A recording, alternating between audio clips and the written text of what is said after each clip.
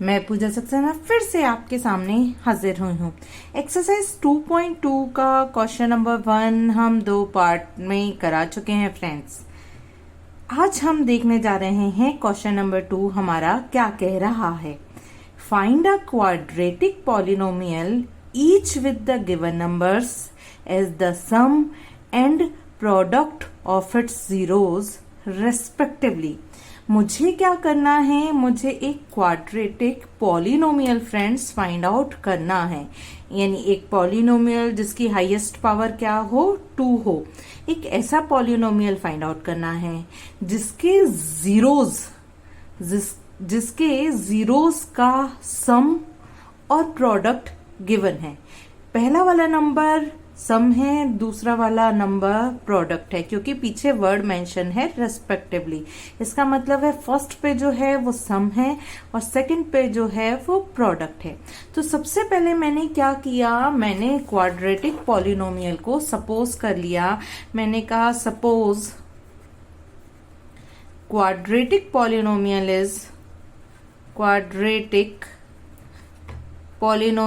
Is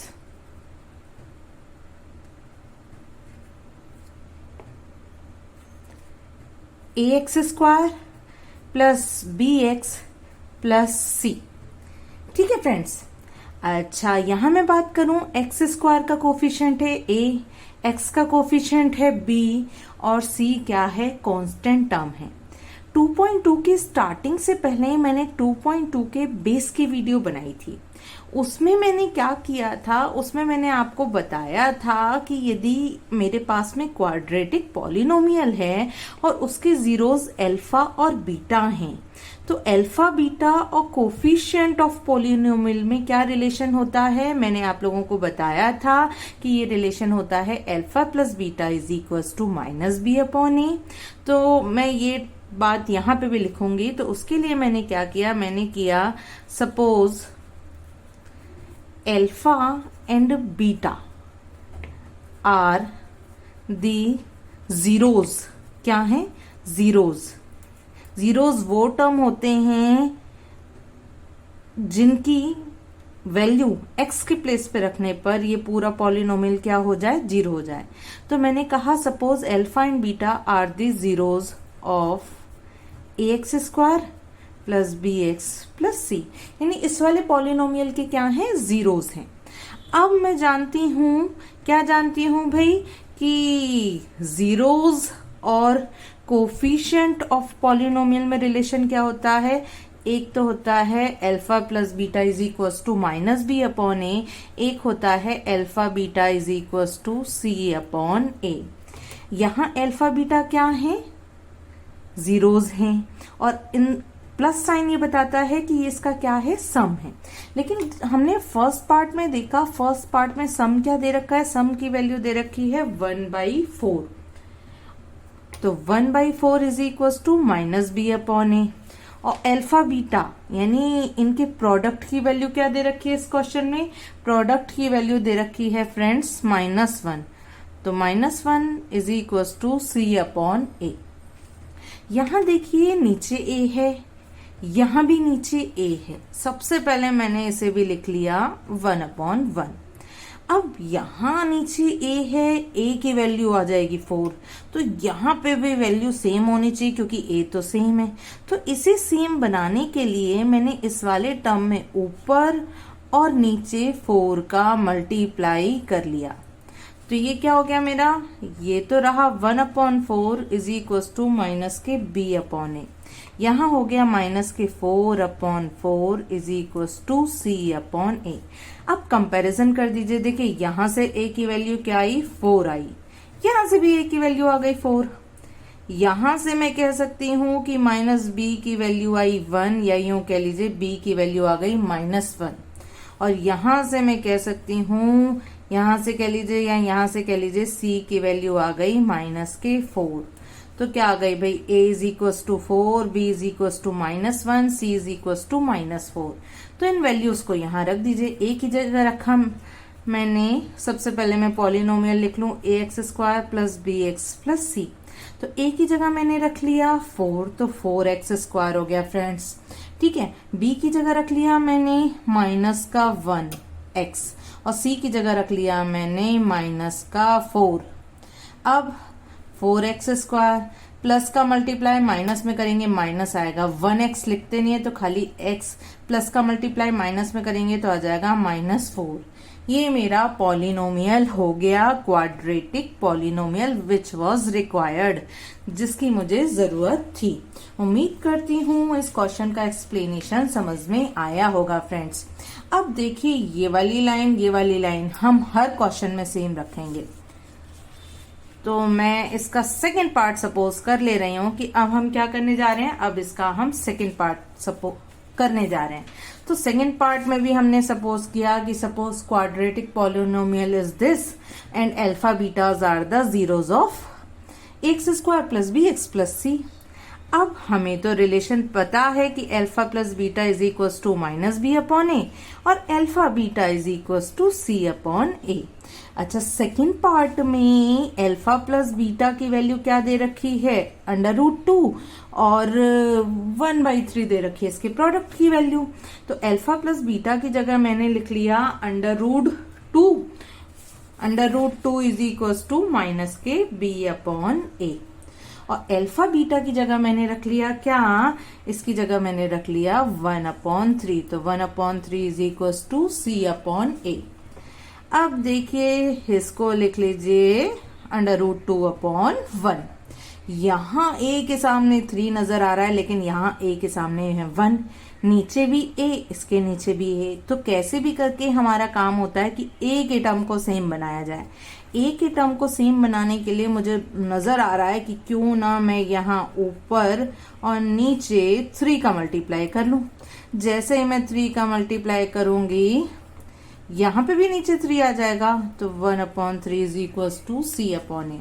तो ये क्या हो गया, ये हो गया मेरा 3√2/3 is equal to minus b upon a. ये हो गया 1/3 सी अपॉन ए। अब यहाँ कंपैरिजन कर दीजिए, चाहे यहाँ से देखिए चाहे यहाँ से देखिए, a की वैल्यू आ गई 3। यहाँ से मैं कह सकती हूँ माइनस b की वैल्यू आ गई 3√2, या यूं कहूं b की वैल्यू आ गई माइनस के 3√2। और c की वैल्यू क्या आ गई, c इज इक्वल टू आ गया 1। अब जो पॉलिनोमियल था ना ये वाला, इसमें रख दीजिए a b c की वैल्यू, तो ax² plus bx plus c आपका पॉलिनोमियल था।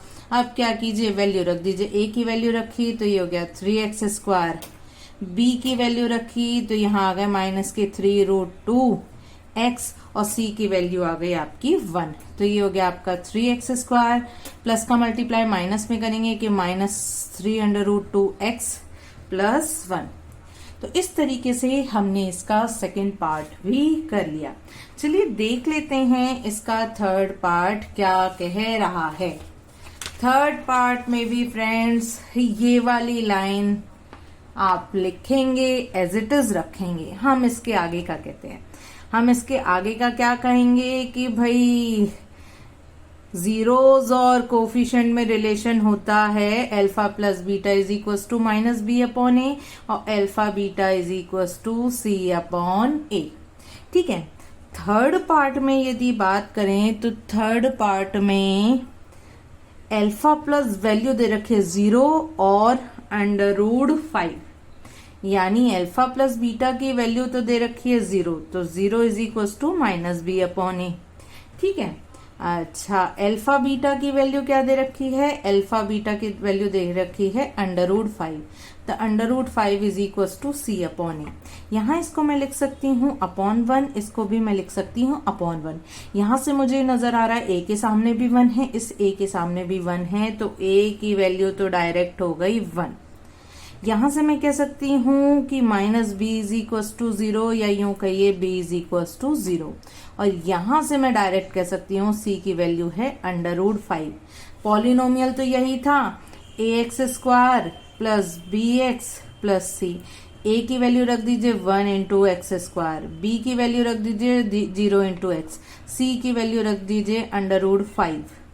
ठीक है, अब ये हो गया 1 का मल्टीप्लाई, किसी में भी कहें वो टर्म एज इट इज रहता है, तो x² प्लस 0 प्लस √5, या यूं कहूं मैं x² प्लस √5 वो पॉलिनोमियल है जो मुझे फाइंड आउट करना था। अब इसका फोर्थ पार्ट देख लेते हैं। फोर्थ पार्ट हमारा क्या कह रहा है? फोर्थ पार्ट में वैल्यूज दे रखी हैं, कितनी दे रखी हैं? 1,1। ठीक है, इसका मतलब अल्फा प्लस बीटा जो कि होता है -b/a और अल्फा बीटा जो कि होता है c/a। तो यहां से मैं कह सकती हूं, क्या कह सकती हूं भाई? अल्फा प्लस बीटा की वैल्यू है 1, तो मैंने इसे कहा 1 = -b/a। और प्रोडक्ट की वैल्यू भी दे रखी है 1, तो इसको लिख लीजिए 1/1, इसको भी लिख लीजिए 1/1, तो वैल्यू डायरेक्ट है, तो मैं कह सकती हूँ a = 1, क्योंकि दोनों जगह से ही a की वैल्यू 1 है। यहां से मैं कह सकती हूँ -b = 1, या यूं कहिए b = -1 और c = 1।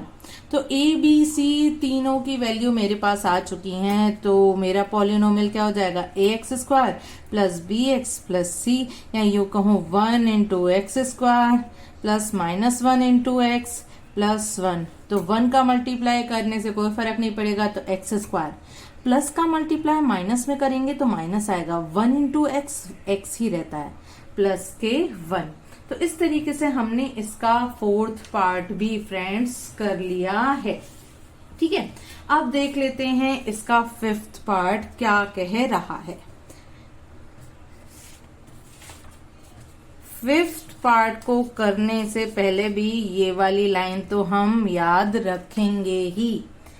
फिफ्थ पार्ट, ठीक है, फिफ्थ पार्ट में वैल्यूज दे रखी हैं -1/4 और 1/4, यानी अल्फा प्लस बीटा क्या होता है? -b/a। तो अल्फा प्लस बीटा की जगह आ गई -1/4 और ये है -b/a। अल्फा बीटा क्या होता है? c/a। अल्फा बीटा की वैल्यू क्या दे रखी है? 1/4 = c/a। यहां से देखिए, यहां भी a के सामने 4, यहां भी a के सामने 4, यानी वैल्यू सेम है, तो मैं डायरेक्ट कहूंगी कि a की वैल्यू 4, -b = -1 और c = 1। माइनस से माइनस कैंसिल हो गया, तो b = 1। पॉलिनोमियल होता है मेरा ax² plus bx plus c। Value रख दी मैंने, तो 4x² प्लस 1 × x प्लस 1, तो मेरी वैल्यू आ गई, पॉलिनोमियल आ गया मेरा 4x² प्लस x प्लस 1।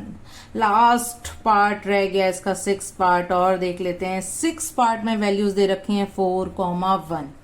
4,1 का मतलब क्या है फ्रेंड्स? अल्फा प्लस बीटा की वैल्यू तो दे रखी है 4 और अल्फा बीटा की वैल्यू दे रखी है 1, लेकिन अल्फा प्लस बीटा = होता है -b/a और अल्फा बीटा होता है c/a। तो अल्फा प्लस बीटा की जगह रख लिया मैंने 4, तो 4 = -b/a और इसकी जगह रख लिया मैंने 1, यानी c/a। इसको मैं लिख सकती हूँ 4/1, इसको लिख सकती हूँ 1/1। तो यहाँ a के सामने 1, यहाँ भी a के सामने 1, तो मैं यूं कहूंगी कि a की वैल्यू आ गई 1, -b की वैल्यू आ गई मेरी 4, या यूं कहूं b की वैल्यू आ गई मेरी -4 और c की वैल्यू आ गई मेरी कितनी? 1।